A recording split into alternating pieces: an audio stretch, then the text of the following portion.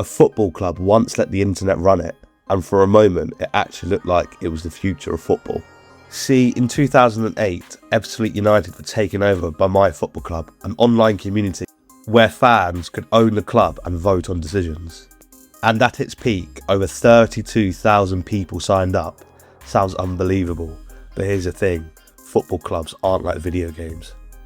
The idea was simple, fans always think they know better, so this gave them the chance to prove it. People from over 100 countries joined, paying around £35 each, and for the club, this made around £635,000. And to be honest, as a concept, it's perfect. Massive attention, loads of sign-ups, and something football had never seen before. But this is exactly where the problem starts.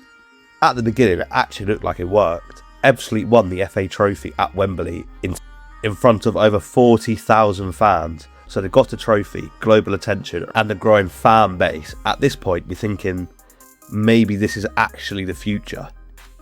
But here's my biggest problem with the whole idea. Most people didn't join because they cared about Ebbsfleet. They joined because it was something new. And that matters, because it's easy to sign up to an idea, but it's much harder to care about a non-league club every single week. And the numbers started to show it. Thousands of members never came back after signing up. And over time, engagement just kept dropping.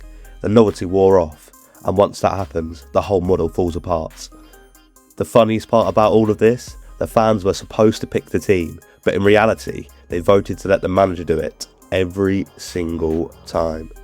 When results actually matter, people don't want responsibility. It's easy to say fans should decide everything until those decisions have real consequences.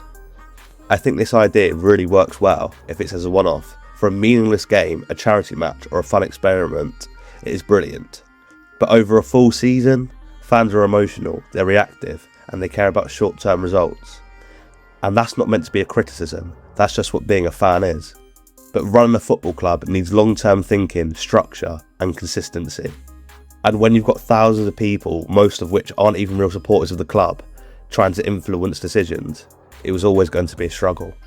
And by 2013, Ebbsfleet felt that, with them going down to just over 1,000 members.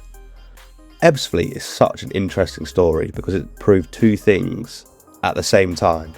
There's real demand for fans to feel more connected to clubs, but also attention is not the same as loyalty. Over 30,000 people signed up, but nowhere near that number actually stayed engaged. And in the end, the experiment faded and control moved on. For a moment, it looked like football had found its future, but in reality, it just showed how hard running a football club actually is.